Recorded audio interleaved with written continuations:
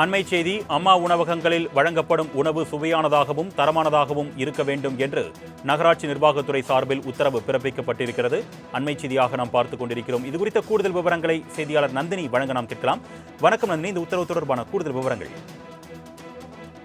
வணக்கம் அருணேஷ். அம்மா உணவகங்களில் வழங்கப்படும் உணவு சுவையானதாகவும் தரமானதாகவும் இருக்க வேண்டும் என நகராட்சி நிர்வாகத்துறை சார்பில் உத்தரவு என்பது பிறப்பிக்கப்பட்டிருக்கிறது.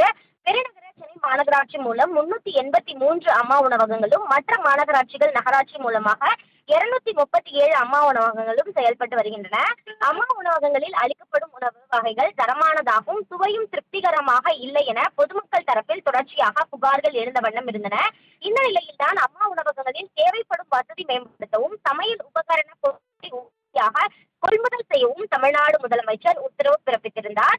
அதன்படி இனி வரும் காலங்களில் அம்மா உணவகங்களில் உணவுகள் சுவையானதாகவும் தரமானதாகவும் இருப்பதை உறுதி செய்ய வேண்டும் என நகராட்சி நிர்வாகத்துறை சார்பில் சுற்றறிக்கை அனுப்பப்பட்டிருக்கிறது.